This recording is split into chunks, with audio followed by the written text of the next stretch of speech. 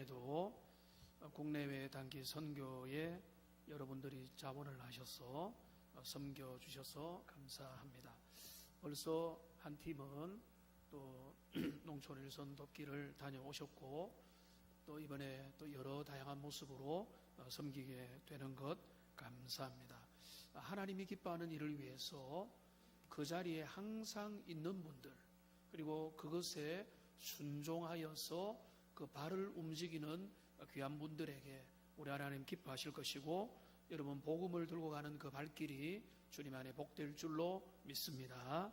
필요한 은혜와 능력을 주실 겁니다. 하나님께서 우리에게 은혜를 주시는데 주의 선한 일을 할 때는 더 큰 은혜와 더 직접적인 그 주님의 능력들을 우리에게 함께 하시는 것을 우리가 쉽게 경험할 수 있습니다.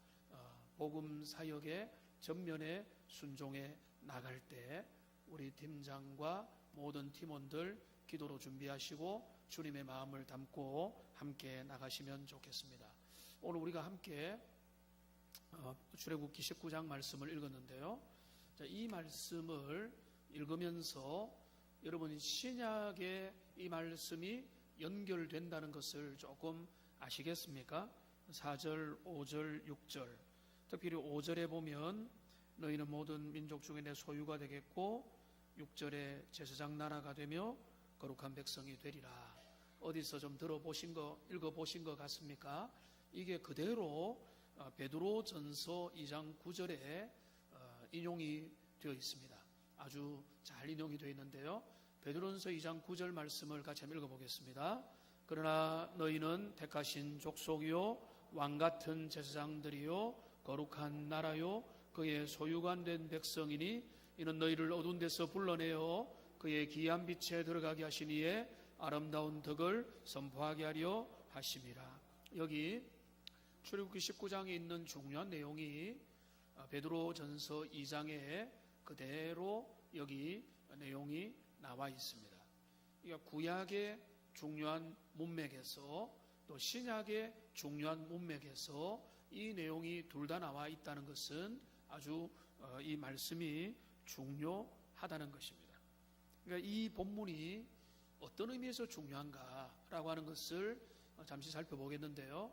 먼저 오늘 출애굽기 19장 이제 5절에 보면 너희가 내 말을 잘 듣고 내 언약을 지키면 모든 민족 중에서 내 소유가 되겠고 라고 말했습니다. 나의 소유가 되겠다라고 말합니다. 근데 나의 소유가 된다, 이걸 이제 하나님의 자녀가 된다, 주님이 우리를 택하여 불러주셔서 아들, 딸 삼아주셨다. 근데 여기서 중요한 개념이 뭔가 하면 모든 민족 중에서, 모든 민족들이 있습니다. 하나님을 모르고 하나님을 떠나고 주님을 관심을 가지지 않고 우상을 섬기는 여러 민족과 백성들과 사람들이 있는 겁니다. 근데 하나님께서 그들 중에서 일부를, 그들 중에서 주님이 내 소유로 삼아 주시겠다, 택하여서 불러서 하나님의 소유물이라고 만들어 주시겠다라고 주님이 말씀하는 겁니다. 그 다음에 또 여기 뭐라고 하는가 하면 6절에 너희가 내게 대하여 제사장 나라가 되며 라고 말했습니다. 제사장 나라, 베드로 전서에는 왕같은 제사장이라고 표현을 했죠. 제사장 나라가 된다. 여러분, 이것도 그 제사장이 하는 일이 기본적으로 어떤 일이죠? 제사장은 하나님과 백성들 사이를 중간에 매개가 되어서 연결을 시켜주는 그런 존재가 제사장입니다. 예배를 중간에서 연결시켜주고 그 백성들의 죄악들을 하나님 앞에 대신 제사를 드려주고, 그러니까 그 제사장의 중간 존재로 인해서 하나님과 그 백성들이 연결되도록 하는 그런 일인 거죠. 그러니까 너희가, 이스라엘 민족이 하나님 앞에 부름받은 택한 백성이 제사장 나라가 된다라고 하는 것 때도 우리가 제사장 나라구나, 이게 이제 중요하기도 하지만, 그러면 그 많은 연결시켜야 될 많은 백성과 그 민족들과 사람들이 거기에 있다는 게 중요한 것입니다. 그 많은 사람들을 위해서, 대신해서 그들에게 제사장 역할을 하도록 주님이 우리를 삼아 주셨다. 이게 너희가 제사장 나라가 되는 것이다. 그러니까 제사장 나라는 뭐 왕이다, 뭐 최고다, 이게 중요한 게 아니죠. 제사장 나라를 세운 것은 뭔가 하면 모르는 사람, 연약한 사람, 죄 있는 사람, 부족한 사람, 힘없는 사람, 연약한 그 모든 개인과 단체와 교회와 그 열방들을 하나님께로 이끌어가는 존재로 너희를 불러주셨다. 그러니까 너희가 세상 가운데 나의 소유가 됐다는 것도 하나님을 모르는 수많은 사람들 중에 너희를 내 소유물로 삼았고, 너희가 제사장 나라가 됐다는 것도 너희가 계급이 높다는 게 아니라 내가 너희를 특별한 위치로 너희를 불러주셨다라고 하는 그런 의미인 것입니다. 그 다음에 또 뭐라고 했습니까? 거룩한 백성이 되리라. 6절에 나오죠. 너희가 내게 다해 제사장 나라가 되며 거룩한 백성이 되리라. 여기 거룩에 대해서도 마찬가지입니다. 거룩하다는 것은 이게 기본적으로 어떤 개념인가 하면 분리의 개념이거든요. 이제 불결한 것, 아주 더러운 것, 죄악된 것, 오염된 것에서부터 이제는 빠져나오게 된 것입니다. 시궁창이 있습니다. 시궁창에 다 들어있는데 예수 그리스도의 보혈의 은혜로 그 사람을 시궁창에서 건져내 주셨다. 그래서 씻겨주셨다. 그게 거룩한 백성이 되었다. 여기에도 뭔가 하면 거룩하지 못한 세상이 있는 겁니다. 거룩하지 못한 민족들이 있는 겁니다. 사람들이 있는 겁니다. 이 세상에 많은 백성들이 있는 것입니다. 그러니까 지금 이 거룩의 개념을 고린도서 6장 17절 말씀에 보시면 같이 한번 읽어보겠습니다. 그러므로 너희는 그들 중에서 나와서 따로 있고 부정한 것을 만지지 말라. 내가 너희를 영접하라. 여기 보면 이 거룩의 개념이 나오죠. 너희가 그들 중에 나와서, 이 분리죠, 분리. 그들의 죄악, 그들의 세계관, 그들의 이념, 그들의 사상, 그들의 사고방식에서 나와서 따로 있고, 이게 이제 그들과 우리는 섞이지도 않는다, 뭐 이런 어떤 분리주의자는 아니지만은 그들의 세계관과 다르게 우리는 하나님께서 우리를 불러내어 주셨다는 거죠. 그들 중에 나와서 따로 있고 부정한 것을 만지지 않는, 이게 이제 거룩의 기본적인 개념이라는 것입니다. 그러니까 지금 여러분 뭡니까? 처음에 나의 소유된 백성이다. 그 다음에 뭡니까? 제사장 나라가 된다. 그 다음에 거룩한 백성이다. 이 나의 소유가 되었다. 너희가 제사장 나라다.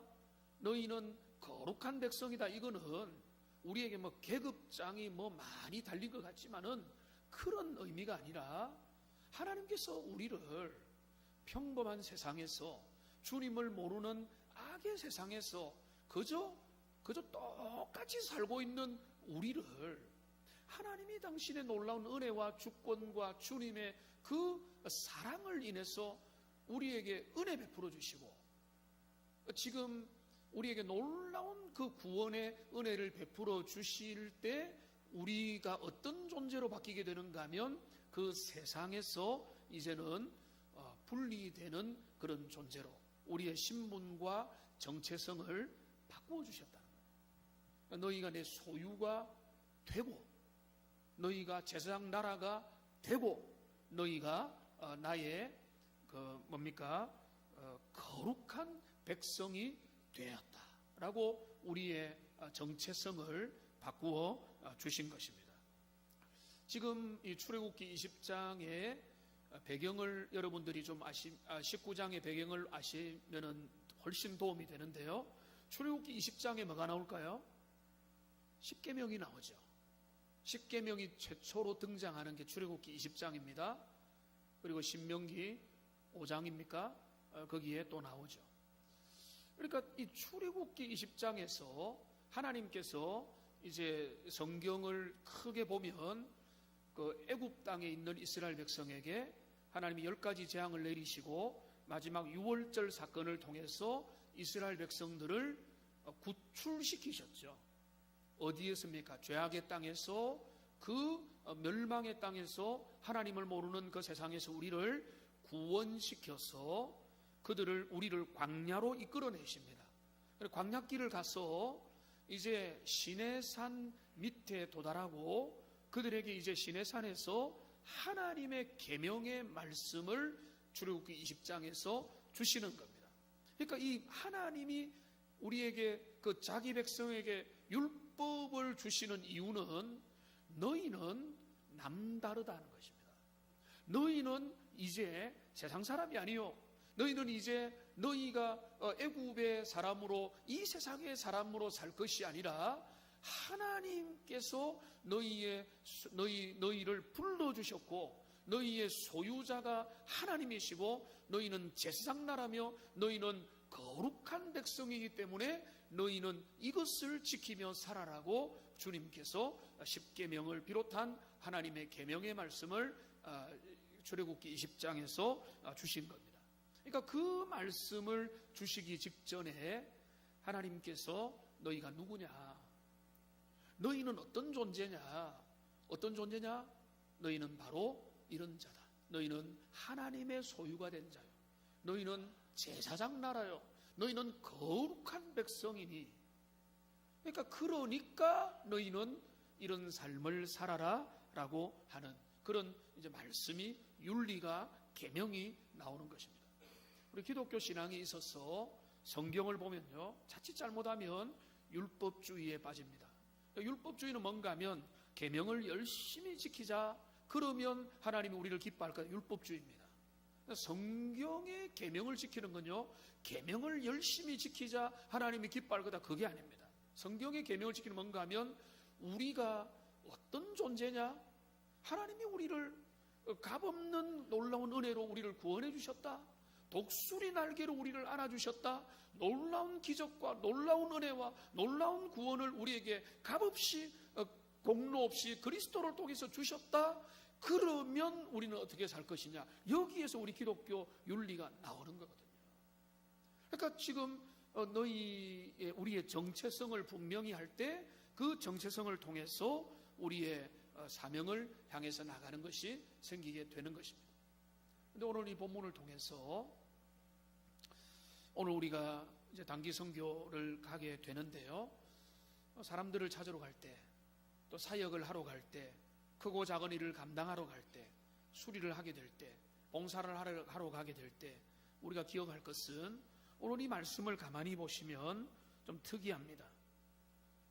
5절부터 보시면 세계가 다 내게 속하였나니 너희가 내 말을 잘 듣고 내 언약을 지키면 너는 모든 민족 중에서 내 소유가 되겠고 거룩한 백성이 되리라. 제사장 나라가 되며 거룩한 백성이 되리라. 여러분, 뭔가 이상한 걸 느낍니까? 여기에 조건이 있죠. 어떤 조건이 있습니까? 너희가 내 말을 잘 듣고 내 언약을 지키면 내 소유되고 제사장 나라 되고 거룩한 백성이 된다는 것입니다. 안 지키면요? 안 지키면 어떻게 됩니까? 속으로 다 답을 하셨죠. 우리가 안 지켜도 부끄러운 택함받은 주의 백성입니다. 우리가 못 지켜도 하나님의 은혜 받은 백성입니다. 그러나 우리가 지켜야 우리의 정체성이 그때 빛나게 된다는 것입니다. 우리 주님이 소금과 빛에 대해서 말씀하셨습니다. 너희는 세상의 소금이 되라가 아니죠. 뭐라고 했으면 너희는 세상의 소금이라. 자, 그런데 뒤에 뭐라고 했으면 소금이 그 맛을 잃으면 어떻게 된다고요? 맛을 잃으면 길에 버리워서 사람에게 밟힌다고 했어요. 너희가 세상에 소금이면 뭐합니까? 뭐가 있어야 된다고요? 맛을 가지고 있어야 된다는 거죠. 소금의 정체성을 붙잡고 있어야 된다는 거예요. 너희는 세상의 빛이라. 자, 우리는 빛이다 주장하면 뭐합니까? 근데 그 빛을 드러내지 못하면 어떻게 됩니까? 그 빛을 드러내지 못하는 등자는, 그 빛은 밑에 버림받고 감추어질 수밖에 없다는 것, 쓰임받지 못한다는 것입니다.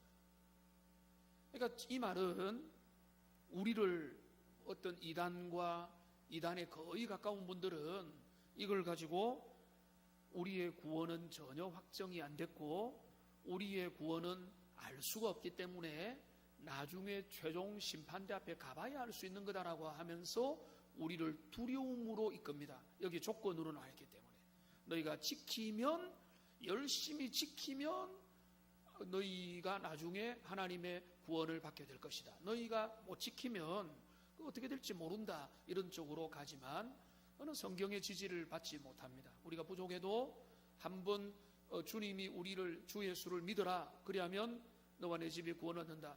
그리고 요한복음 1장에서 자, 영접하는 자, 꼭 그 이름이 믿는 자들에게는 하나님의 자녀가 되는 권세를 이미 주셨습니다. 그러니까 영생을 얻은 것입니다. 그걸 빼앗길 길이 없는 것입니다. 그럼 이 말은 무슨 말인가 하면 저는 그렇게 봅니다. 우리가 언제 자녀다워지느냐, 우리가 언제 하나님의 꿈을 이루어 드리는 것이냐, 하나님의 꿈을 언제 이루어 줄 수 있는가 하면 자녀다운 행동을 할 때 하나님이 기뻐하시는 거예요. 그러니까 주님이 말씀합니다. 너희는 택한 백성이다. 너희는 거룩한 나라다. 너희는 제사장 나라다. 그런데 너희가 내 말을 지키고 내 말을 순종하고 내 말대로 너희가 실천하고 순종할 때 그 자녀다운 모습을 너희가 세상 가운데 나의 자녀임을 알리게 된다, 이런 말씀이 되는 것입니다. 여러분들이 그리스도의 마음을 가지고 농어촌 교회를 찾아갈 때, 여러분들이 힘이 없고 부족한 교회를 가서 사랑을 전달하고 갈 때, 여러분들이 정말로 몸으로 수고하고 시간으로 수고하고 때로는 물질로 수고해서 주님 앞에 귀한 일을 할 때, 주님은 그 모습을 볼 때 너희가 제사장 나라답고 너희가 거룩한 자녀답고 너희가 나의 택한 백성답다는 것입니다. 주님의 일을 이루게 되는 것입니다. 그러니까 항상 우리가 순종할 때, 여러분들이 순종해서 주님이 원하는 일들에 한 발자국 나가는 그 자리에 하나님이 영광 받으시게 될 줄로 믿습니다.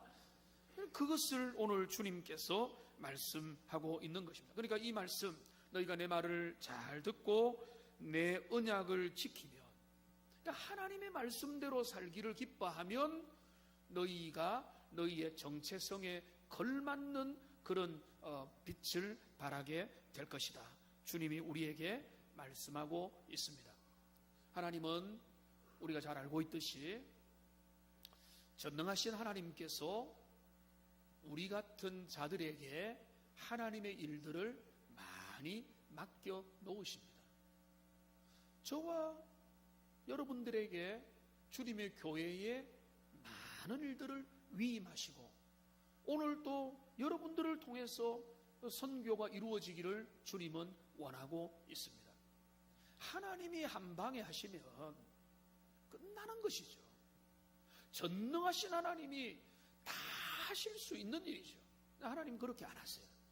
하나님은 우리에게 그리스도를 통해서 은혜 주시고 사람을 불러서 구원의 은혜를 베풀어 주시고 택하여 주시고 그들을 거룩하다고 하시고 소명을 주시고 꿈을 주시고, 그래서 자원해서 그가 깨달은 만큼 반응하고 도전하도록 만들어 주시는 겁니다.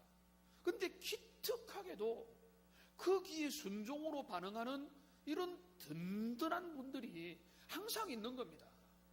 그게 얼마나 귀한 일입니까? 그게 왜 가능한 겁니까? 아버지의 꿈이 뭔 줄을 알기 때문에 그런 거죠. 하나님이 뭘 기뻐하시는가? 우리가 어떻게 할 때 주님이 영광을 받으시고 우리의 정체성이 빛나게 되는가를 우리 주님이 알고 계시기 때문에, 우리가 알고 있기 때문에 오늘도 여러분 다른 일들이 있지만은 이런 일이 있을 때 순종하고 시간을 내고 여러분의 마음을 내어서 주님 앞에 헌신하고 달려가는 것입니다. 여러분 그 걸음이 정말로 귀합니다. 여러분 놓치지 마십시오. 여러분 스스로 의미 부여를 하십시오. 다른 사람들과 비교하지 마십시오. 하나님, 내가 이런 은혜를 알아서 기쁨으로 순종으로 헌신으로 감당할 수 있게 된 거 감사합니다. 하나님, 내가 이 일을 감당함으로 주님이 원하는 나의 정체성이 드러나게 도와주시고, 그러려면 우리가 어떻게 해야 되겠습니까? 이번에 단기 선교할 때 자기를 드러내지 마십시오. 그런 분 없겠지만은 나를 드러내면 여러분 정체성이 죽어버립니다. 우리가 주님의 마음을 들고 가야 택한 백성이요 제사장 나라요 거룩한 나라라고 하는 그 우리를 세우신 정체성이 드러나는 거거든요. 주님을 드러내고 또 순종하고 또 하나가 되어서 하나님 앞에 나갈 때 그 위대한 열매를 맺으실 겁니다.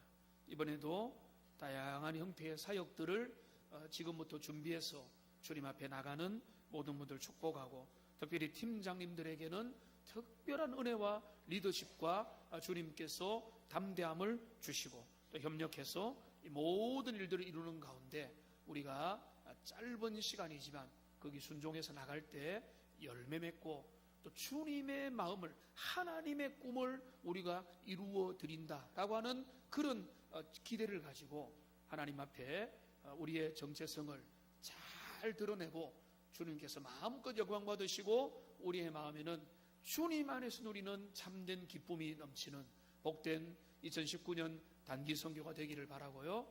또 중고등부 인도네시아 비전 트립 가운데도 은혜 주셨어 하나님께 영광 돌리는 복된 은혜가 나타나기를 주님의 이름으로 축복합니다. 기도하겠습니다. 살아계신 하나님,